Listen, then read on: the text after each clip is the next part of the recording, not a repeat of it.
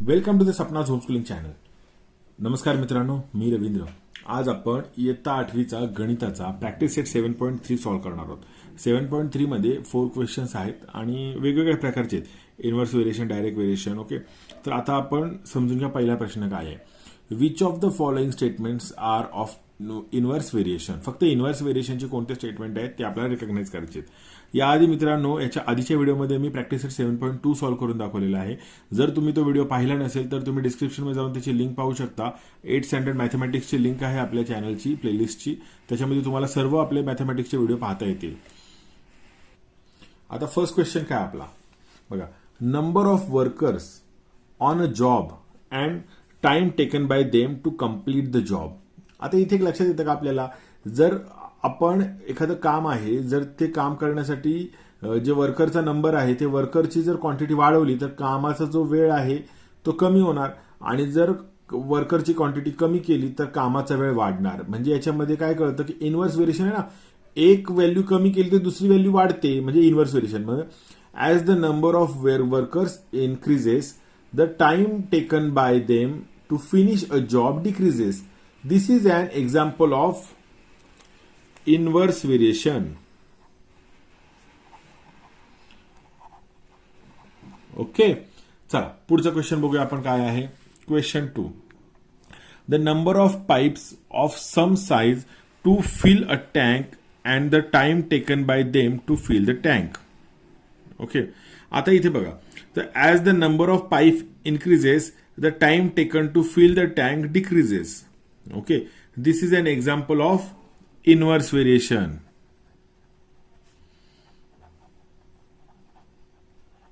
इथे जे रिलेशन आहे ना ते पाईप आणि टाइम मध्ये, जर पाईपची क्वांटिटी वाढवली तर टाइम कमी लागणार आहे, पाईपची क्वांटिटी कमी केली तर टाइम वाढणार आहे, म्हणजे इथे इनव्हर्स व्हेरिएशन आहे. आता थर्ड क्वेश्चन बघूया काय आपण. Petrol filled in the tank of a vehicle and it's cost. Okay, आता बघा, जर पेट्रोलचं वाढलं तर कॉस्ट वाढणार आहे, पेट्रोल कमी झालं तर कॉस्ट कमी होणार आहे. पेट्रोलची क्वांटिटी आणि कॉस्ट याच्यामध्ये डायरेक्ट व्हेरिएशन असतं. ओके, मग as the quantity of petrol increases its cost also increases. This is not an example of inverse variation. हे आले ना लक्षात तुमच्या. हे डायरेक्ट व्हेरिएशनचं एक्झाम्पल आहे, कारण कॉस्ट आणि पेट्रोलची क्वांटिटी वाढते ना. जर पेट्रोल 10 लिटर असेल तर कॉस्ट त्याची जेवढी आहे, जर पेट्रोल 20 लिटर केलं तर कॉस्ट दुप्पट होणार आहे, कारण पेट्रोलची क्वांटिटी दुप्पट झाली, कॉस्ट दुप्पट झाली. याचा अर्थ याच्यामध्ये डायरेक्ट व्हेरिएशन आहे. हे इनव्हर्स व्हेरिएशनचं एक्झाम्पल नाही, इथे नॉट लिहायचा मोठा. ओके, चला पुढे जाऊ. आता क्वेश्चन 4 काय बघा. Area of a circle and its radius. Okay, as the radius of a circle increases the area of the circle also increases. Okay, बघा काय सांगितलं, एरिया आणि रेडियस. रेडियस वाढला तर एरिया वाढणार आहे, एरिया वाढला तर रेडियस पण वाढणारच आहे. मग this is not an example of inverse variation.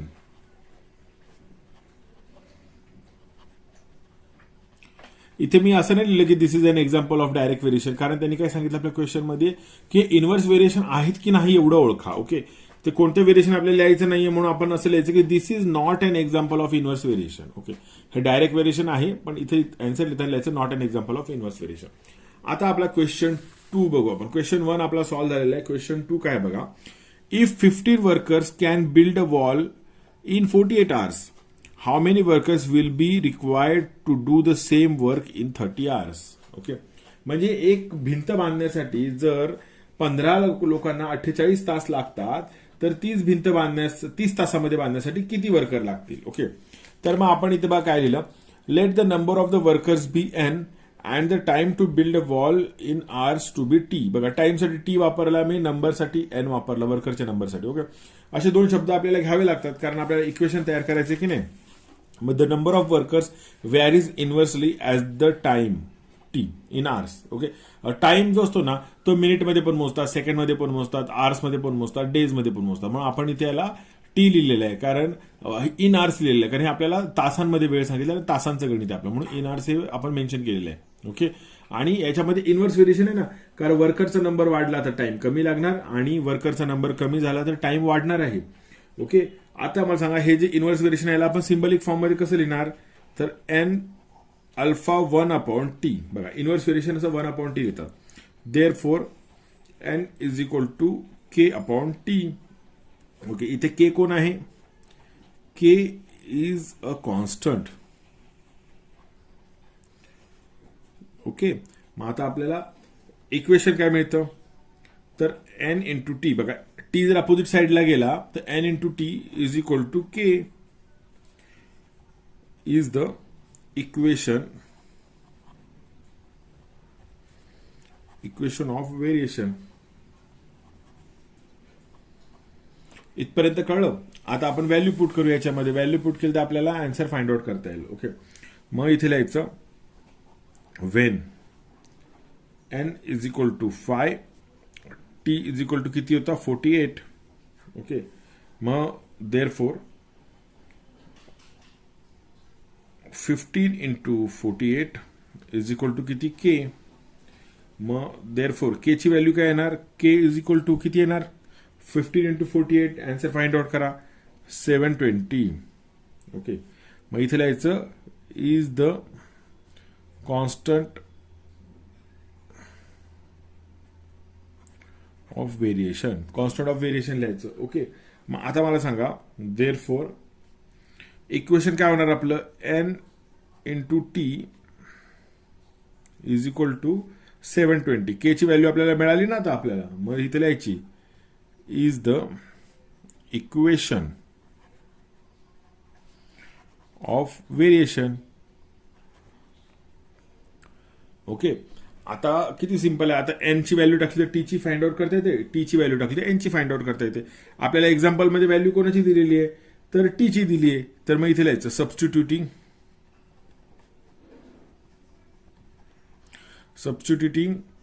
T is equal to 30. मग बघा काय होणार?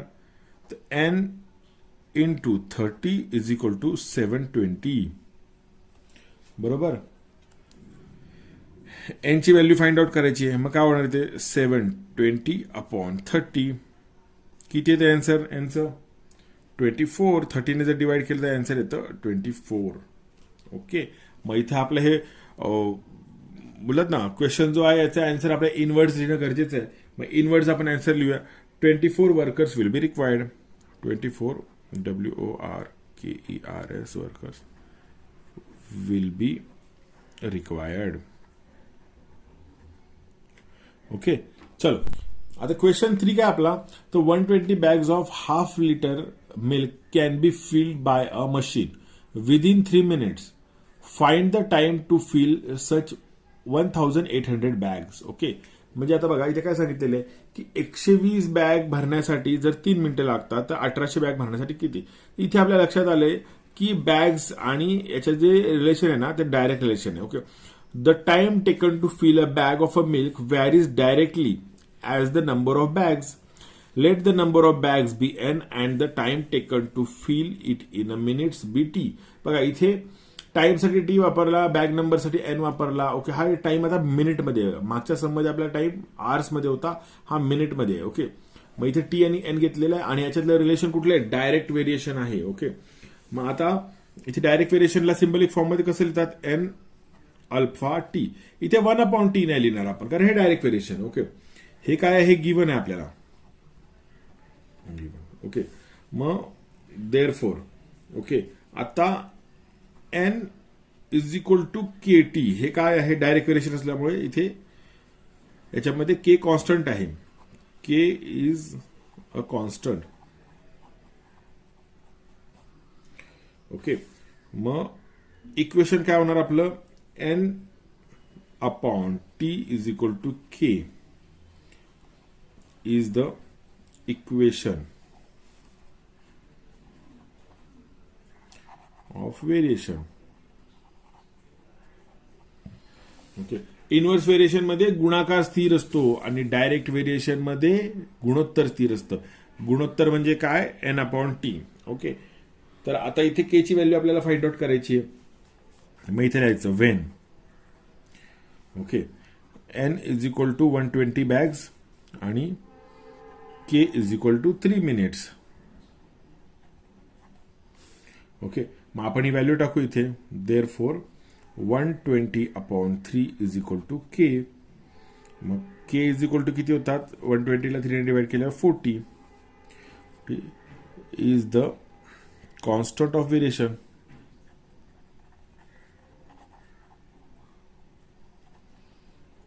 ओके, आलं लक्षात? आता के ची व्हॅल्यू आपण इक्वेशन मध्ये टाकली की आपल्याला म्हणजे एन ची व्हॅल्यू माहित असेल तर टी ची फाइंड आउट करता येते आणि टी ची माहित असेल तर एन ची फाइंड आउट करता येते. मग आपल्याला काय करायचंय? हे तर मिळालं आपल्याला आणि आता के ची व्हॅल्यू मिळालेली. आता आपण इक्वेशन ऑफ व्हेरिएशन तयार करू. Okay, therefore n upon T is equal to 40 is the equation of variation. Okay, आता आपल्याला काय दिलेलं आहे? एन ची व्हॅल्यू किती दिलेली आहे? 1800 बॅग्स. मग इथे लिहायचं सबस्टिट्युटिंग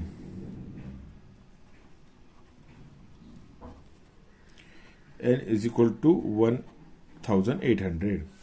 मग काय होणार बघा? 1800 upon T is equal to K ची व्हॅल्यू किती? 40. ओके, के ची व्हॅल्यू 40 आहे की नाही इथे? मग टी ची व्हॅल्यू फाइंड आउट करायची. मग टी जाणार अपोजिट साईडला, 40 जाणार अपोजिट साईडला. मग काय होणार? T is equal to 1800 upon 40. Okay, मग 40 ने जर डिवाइड केलं 1800ला तर टी ची व्हॅल्यू किती येते? टी ची व्हॅल्यू येते 45. ओके, आपला आन्सर इन वर्ड्स आपण लिहून टाकूया. Therefore 45 minutes. आपला आन्सर आपण लिहिलं 45 मिनिट्स टू फिल 1800 बॅग्स. आता आपला क्वेश्चन 4 काय बघा? A car with a speed of 60 kilometre per आवर. बघा केएम ऑब्लिक एच, याला काय म्हणतात? किलोमीटर पर आवर, म्हणजे एका तासामध्ये 60 किलोमीटर चालते. Takes 8 hours to travel some distance. What should be the increase in the speed if the same distance is to be covered in 7.5 hours. Okay, 7.5 तासामध्ये तेवढाच जर अंतर आपल्याला पार करायचं असेल तर स्पीड कितीने वाढवावा लागेल? इथे एक लक्षात घ्या, स्पीड वाढला तर वेळ कमी लागणार आहे, स्पीड कमी झाला तर वेळ जास्त लागणार आहे. याचा अर्थ हे काय आहे? इनव्हर्स व्हेरिएशनचं एक्झाम्पल आहे. इथे एक गोष्ट वाढली तर एक गोष्ट कमी होते. Let the speed of the car be s and the time taken to travel some distance be t. इथे एस आणि टी घेतलं, स्पीड आणि टी साठी आपण सायन्स घेतलेलं. There is inverse variation in the speed and the time. इथे inverse variation आहे, कळलं लक्षात? मग आता याला सिम्बॉलिक फॉर्म मध्ये आपल्याला लिहावं लागणार ना. मग सिम्बॉलिक फॉर्म मध्ये कसं लिहितो आपण? S alpha 1/t. Inverse variation मध्ये 1/t लिहितो. ओके, म्हणून s is equal to k upon t. Okay, आणि इथे के कोण आहे? K is a constant. इथपर्यंत कळलं आपल्याला. मग आपण आपलं के इक्वेशन ऑफ व्हेरिएशन काय होणार? Therefore s t is equal to k is the equation of variation. Equation of variation. आता कॉन्स्टंटची व्हॅल्यू काढायची आहे. मग आपण व्हॅल्यू पुट करू एस आणि टीच्या. मग when s is equal to 60, t is equal to किती आहे? 8. ओके, मग के ची व्हॅल्यू कशी मिळणार? तर 60 into 8 is equal to T. मग therefore T is equal to किती आलेलं आहे? 60 into 8, 6×8 = 480 is the constant of variation.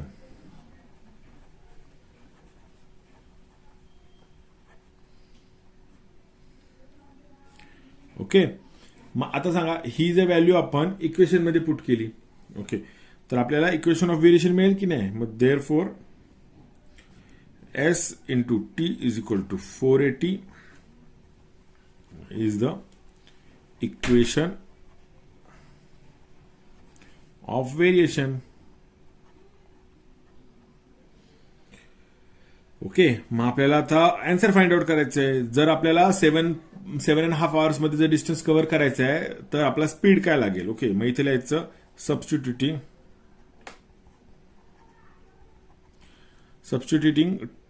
T is equal to s किती?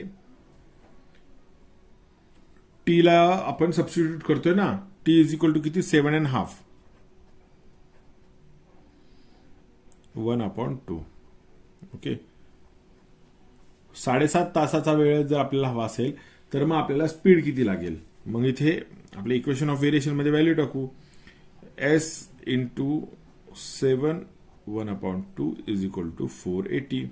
ओके मग एस ची व्हॅल्यू फाइंड आउट करायची ना. मग कसं करणार S is equal to 140 upon 7.5.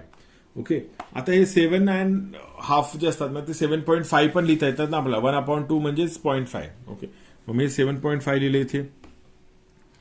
मग आन्सर फाइंड आउट करा. 7.5 ने 140 ला डिवाइड केलं तर काय आन्सर येतो आपलं 64. ओके 64. मग इथे लिहायचं आन्सर आपलं इनवर्ड्स बघा. To cover the distance of the distance speed of the car should be 64 kilometre per hour. Okay जर 64 किलोमीटरच्या आवरच्या स्पीडने गेली तर 7.5 तासात ते तोच डिस्टन्स कव्हर करते. मग इन्क्रीज इन द स्पीड किती होतो बघा. पहिला स्पीड होतो 60 आणि आताचा 64 म्हणजे 64 मायनस 60 बरोबर 4 किलोमीटर पर आवर. म्हणजे 4 किलोमीटर पर आवरचा स्पीड वाढवावा लागेल गाडीला. मग इथे लिहायचं the speed of the car should be increase by 4 kilometre per hour. हे आपला आन्सर आहे. ओके मित्रांनो जर तुम्हाला व्हिडिओ आवडला असेल तर नक्की या व्हिडिओला लाईक करा आणि सपना झूम स्कूलिंग चॅनलला सबस्क्राईब करून बेल आयकॉन दाबा. म्हणजे इथून पुढे जे मी व्हिडिओ बनवते त्याचं नोटिफिकेशन तुम्हाला मिळेल आणि वेळेमध्ये तुम्हाला ते व्हिडिओ पाहता येतील. आणि जर तुम्हाला याच्या आधीचे मॅथमॅटिक्सचे व्हिडिओ पाहायचे असेल 8 स्टँडर्डचे तर तुम्ही डिस्क्रिप्शनमध्ये जाऊन प्लेलिस्टवरती 8 स्टँडर्ड मॅथमॅटिक्सची प्लेलिस्ट तुम्ही बघू शकता. धन्यवाद.